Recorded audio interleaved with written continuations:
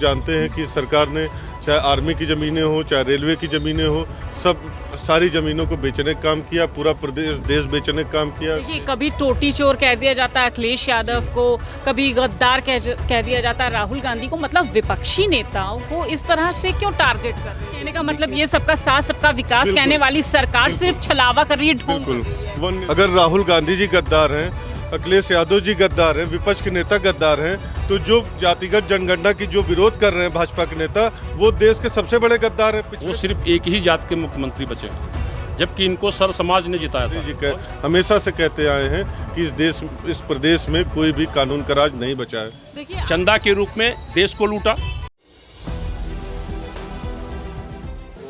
नमस्कार, मैं हयात अब्बास और आप देख रहे हैं 4 PM न्यूज़ नेटवर्क। जैसा कि आप सबको पता है कि वक्फ बिल का देश भर में विरोध हुआ, तमाम विपक्षी पार्टियों ने इसका विरोध प्रदर्शन किया। समाजवादी पार्टी की बात करें, कांग्रेस की पार्टी की बात करें, कांग्रेस पार्टी भी लगातार विरोध प्रदर्शन कर रही है। राहुल गांधी ने भी वक्फ बिल पर आवाज़ उठाई। उनका कहना है कि साफ तौर से गलत है, जिसके बाद कांग्रेस लीडर राहुल गांधी को गद्दार कहा गया, उनके पोस्टर पे गद्दार लिख दिया गया है। वहीं अगर मैं बात करूं तो देश भर में इतनी नफरत बढ़ गई है, करनी सेना एक जाति विशेष को टारगेट करने की कोशिश कर रही है लोगों के बीच, और जान लेते हैं कि ये सारा माहौल जो बन रहा है इसको कैसे देख रहे हैं। सर, सबसे पहले तो मैं वक्फ बिल से बात शुरू करूंगी, क्योंकि लगातार सभी विपक्षी दल वक्फ जो बिल आया है उस पर विरोध अपना जाहिर कर रहे हैं, लेकिन राहुल गांधी जब इस पर आवाज़ उठाते हैं तो उनके पोस्टर पर गद्दार लिख दिया जाता है। आप इसको कैसे देखते हैं? ये पूरी तरह गलत है। वक्फ बोर्ड पे सरकार की मंशा है, सरकारी ज़मीनें, वक्फ की ज़मीनें हड़पने का उनकी मंशा है।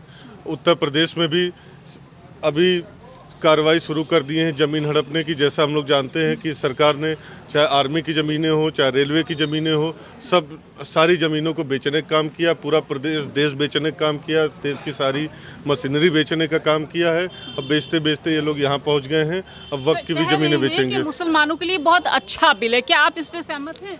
मुसलमानों के लिए अच्छा बिल होता तो वो क्यों विरोध करते? बिना उनको विश्वास में लिए किया गया है। मैं ये सरकार से, भारत सरकार से रिक्वेस्ट करूंगा कि पूरे देश के मंदिर के जितने भी ट्रस्ट हैं उसमें भी पिछड़े दलितों की सहभागिता सुनिश्चित की जाए। कम से कम 50% आरक्षण उसमें पिछड़े दलितों का दिया जाए। चाहे राम मंदिर ट्रस्ट हो जिसमें एक भी पिछड़ा दलित नहीं है, और चाहे वैष्णव ट्रस्ट है, जितने भी ट्रस्ट हैं मंदिर के देश के, उसमें पिछड़े दलितों की सहभागिता सुनिश्चित की जाए। मैं सरकार से निवेदन करूंगा। मतलब आपका कहने का मतलब ये सबका साथ सबका विकास कहने वाली सरकार सिर्फ छलावा कर रही है, ढोंग कर रही है। One nation one election, one nation one law माननीय मोदी जी कहते हैं, हमारे प्रधानमंत्री। तो मैं कहूँगा कि मंदिरों में भी ट्रस्ट जितने भी हैं पूरे देश के मंदिर, उसमें पिछड़े दलितों की सहभागिता सुनिश्चित की जाए। लेकिन कंगना रनावत जी कहती हैं कि मोदी जी में दाग नहीं है, चांद में दाग हो सकता है। उनकी भक्ति, अब किस भक्ति का तो कोई वही नहीं है। उनके हिसाब से तो देश ही आज़ाद हुआ 2014 के बाद, तो उनकी तो बात ही क्या करनी है ना। उनको ये सब बातों करने के बाद उनको तमाम सुविधा से उनसे चाहिए थी, सुरक्षा और तमाम चीज़ें उनको मिली, तो उनकी बात क्या करना। लेकिन यहाँ पूरा देश से देख रहा है किस तरीके से एक पूरे देश में दुनिया कह रही है कि अल्पसंख्यकों पे हमला हो रहा है, इस देश के पिछड़े दलितों पे हमला हो रहा है। पूरे देश, यहाँ तक कि माननीय उच्चतम न्यायालय, सुप्रीम कोर्ट की वरिष्ठ जजों की टिप्पणी है कि देश में लॉ एंड ऑर्डर नहीं बचा है, कानून का राज नहीं बचा है, एक गुंडई राज चल रहा है। जो हमारे नेता यहाँ माननीय अखिलेश यादव पूर्व मुख्यमंत्री जी हमेशा से कहते आए हैं कि इस प्रदेश में कोई भी कानून का राज नहीं बचा है। देखिए, आप कह रहे हैं कानून, लॉ एंड ऑर्डर यहाँ का सबसे ख़राब है। आज करनी सेना वाले वहाँ विरोध करते हैं, कल कहीं दंगे होते हैं, फसाद होते हैं, इस सब के लिए जिम्मेदार कौन है? इस समय देश के जो मुख्यमंत्री जी हैं वो सिर्फ प्रदेश के, वो सिर्फ एक ही जात के मुख्यमंत्री बचे हैं, जबकि इनको सर्व समाज ने जिताया था और इस कुर्सी पे बैठाया था। आज सिर्फ वो एक जात विशेष के मुख्यमंत्री हैं और उन्हीं को संरक्षण दे रहे हैं, जो आज खुलेआम तलवार, बंदूक या सलहे ले घूम रहे हैं, जो देश में उपद्रव प्रदेश में कर रहे हैं। ये उन्हीं की देन है। जो मुख्यमंत्री जी आज कर रहे हैं सिर्फ एक जात विशेष को लेकर के, और बैकवर्ड और SC को दबाने का काम करा रहे हैं। तो आजकल ये जो देश के मुख्यमंत्री हैं वो सिर्फ एक जात के मुख्यमंत्री हैं, सर्व समाज के मुख्यमंत्री नहीं रहे। वक्फ बिल जो आया है उस पर तमाम जो है बातें निकल कर आ रही हैं, विरोध प्रदर्शन हो रहा है। राहुल गांधी को गद्दार कह दिया जाता है सिर्फ इसलिए कि वो वक्फ बिल पर सवाल उठाते हैं। राहुल गांधी जी को भी बबुआ कहा गया था। जो देश का प्रतिपक्ष का नेता है उसको बीजेपी क्या कहती है, तो इसमें चीज़ नहीं आना है। जो बीजेपी आज जो कहते हैं कि पीएम केयर फंड था, उसका आज तक पीएम ने उस पर कोई अब आज तक कोई दिखाया देश में कितना पीएम केयर फंड में पैसा आया।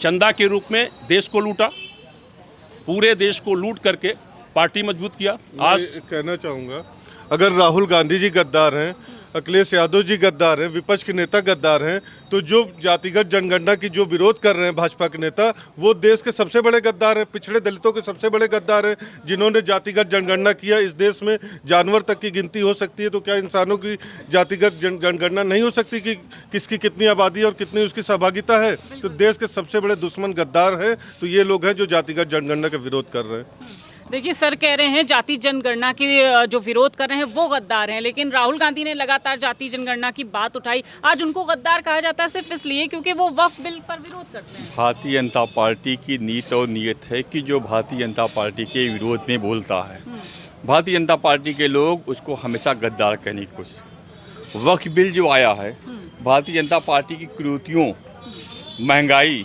बेरोजगारी, भ्रष्टाचार और अमेरिका द्वारा लगाए गए टैरिफ के मुद्दे को दबाने के लिए वक्फ बिल का जो है इन्होंने सहारा लिया।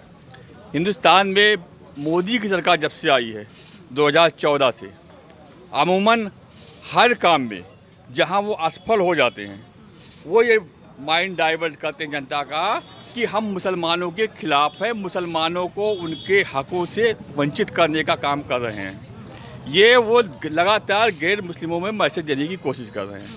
भारतीय जनता पार्टी का सबसे बड़ा एजेंडा ये है कि जब वो असफल होती है, मुसलमान को सामने लाके खड़ी कर देती है, तो उसका कहना होता है कि भाई देखिए हम मुसलमानों को किनारे कर रहे हैं। वक्फ बिल पे ये कह रहे हैं कि हम मुसलमानों के लिए जो है वक्फ बिल ला रहे हैं, मुसलमानों के लिए ही है, उनके जो पिछड़ी जातियों के लोग हैं या महिलाओं हैं उनकी मदद के लिए। वास्तविकता ये है कि मोदी जी की तीसरे टेन्योर की सरकार है। ये बता दें उनकी सरकार में कितने मंत्री हैं, ये बता दें उत्तर प्रदेश की सरकार में कितने लोगों को जो है मंत्री बनाया गया है, कितने सांसद हैं इनके, कितने विधायक हैं और कितने लोगों के टिकट देते हैं। जब मुसलमानों की भागीदारी की बात आती सरकार में तो भारतीय जनता पार्टी सबसे पीछे चली जाती है, और जब मुसलमानों के खिलाफ कोई अमेंडमेंट लाना होता है तो ये कहते हैं मुसलमानों के पक्ष में काम कर रहे हैं। तो ऐसी दशा में सरकार का सिर्फ एक काम है कि वो डाइवर्ट करे अपने मुद्दे से, जनता उसकी महंगाई पे बात ना करे, बेरोजगारी पे बात ना करे, किसी प्रकार की उनकी नीतियों पे बात ना करे।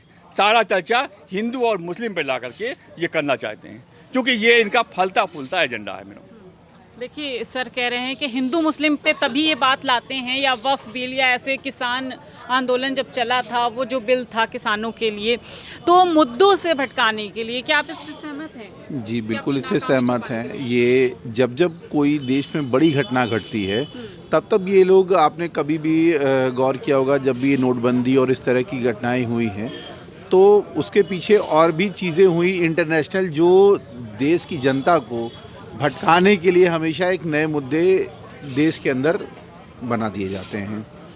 जैसे बहुत सी हुई, अभी भी यही हुआ कि भाई अमेरिका, आप कहते हैं कि आपके बहुत अच्छे संबंध चल रहे हैं। अगर आपके अच्छे संबंध चल रहे हैं, जिस तरह मोदी जी के फ्लाइट की लैंडिंग के साथ में आपके जो वहाँ पे लोग रह रहे थे उन्हें हथकड़ी लगा के भेजा जाता है, तो ऐसा कौन सा उन्होंने गुनाह कर दिया था?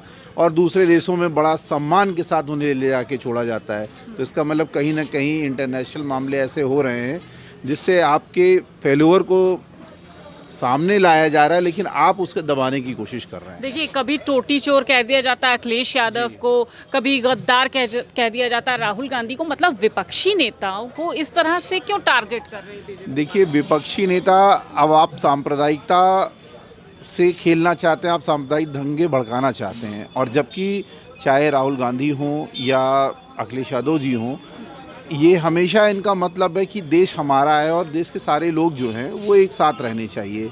लेकिन भाजपा खाली एक नारा देती है सबका साथ सबका विकास, लेकिन ऐसा दिखता नहीं है। क्योंकि यहाँ कुछ चंद पूंजीपतियों और चंद लोगों का ही विकास हो रहा है। बिल्कुल, देखिए लगातार वक्फ बिल की बात कर रहे विपक्षी नेता, चाहे वो राहुल गांधी हों, चाहे वो अखिलेश यादव हों, तो बीजेपी की तरफ से टारगेट किए जाना कोई ख़ास बात नहीं है।